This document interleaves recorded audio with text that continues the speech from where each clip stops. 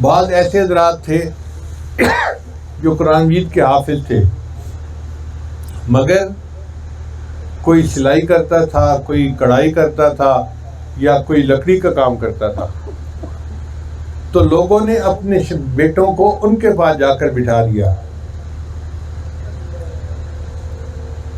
وہ بچے کو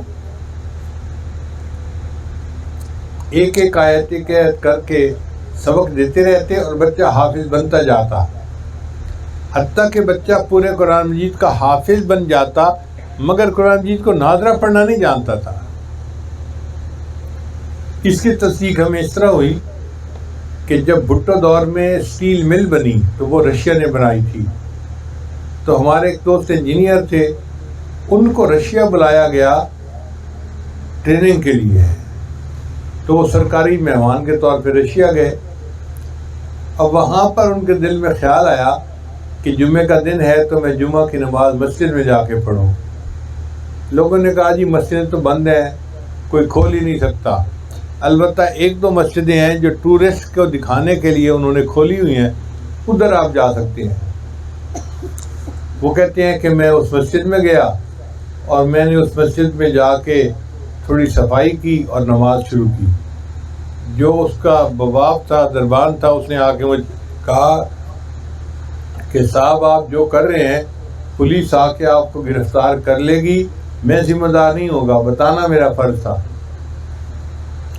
میں نے کہا بھائی دیکھو میں پاکستان میں تھا تو مسلمان تھا، اب یہاں آیا ہوں اب بھی میں مسلمان ہوں، تو میں اپنی عبادت کو کیوں چھوڑوں؟ سرکاری مہمان آیا ہوں، میں ایسے کہیں بغیر ویزے کے نہیں آیا ہوا۔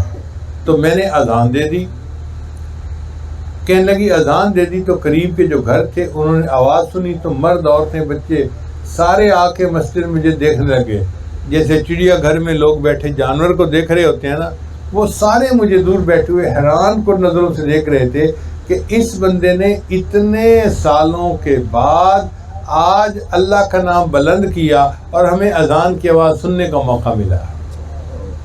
کہتے ہیں میں نے خیر اپنی نماز پڑھی، اب جب میں نکلنے لگا تو ایک بچہ میرے پاس آیا اور مجھے کہنے لگا کہ چائے چائے، تو میں نے کہا ٹھیک ہے۔ ان کا گھر مسجد کے بالکل سامنے تھا، وہ مجھے اپنے گھر میں لے کر گئے۔ اب میرے سامنے بچے بیٹھ گئے، بچوں کے پیچھے مرد بیٹھ گئے اور مردوں کے پیچھے ان کی عورتیں آ کے کھڑی ہو گئیں۔ اب وہ حیران ہو کے دیکھ رہے تھے کہ آپ پاکستانی ہیں اور آپ مسلمان ہیں۔ تو میں نے کہا میں مسلمان ہوں، تو کہنے لگے کہ ہم بھی مسلمان ہیں۔ میں بہت خوش ہو گیا۔ کہتا ہے کہ بیٹھے بیٹھے میرے دل میں خیال آیا تو میں نے ایک بچے سے پوچھا کہ کیا تم قرآن پڑھنا جانتے ہو؟ اس نے کہا جانتا ہوں۔ تو میری جیب میں ایک جیبی قرآن مجید تھا جو میں نے سفر کے لیے رکھا ہوا تھا، میں نے وہ نکالا اور اس کو دکھایا، میں نے کہا اچھا یہاں سے پڑھو۔ اب وہ قرآن مجید کو بھی دیکھ رہا ہے، مجھے بھی دیکھ رہا ہے، پڑھ کچھ نہیں رہا۔ میں نے اسے دوبارہ کہا کہ بھائی پڑھو، وہ کچھ نہیں پڑھتا۔ تیسری دفعہ میں نے اسے کہا بھائی پڑھو نا، وَإِن مِّنكُمْ إِلَّا وَارِدُهَا كَانَ عَلَىٰ رَبِّكَ حَتْمًا مَّقْضِيًّا۔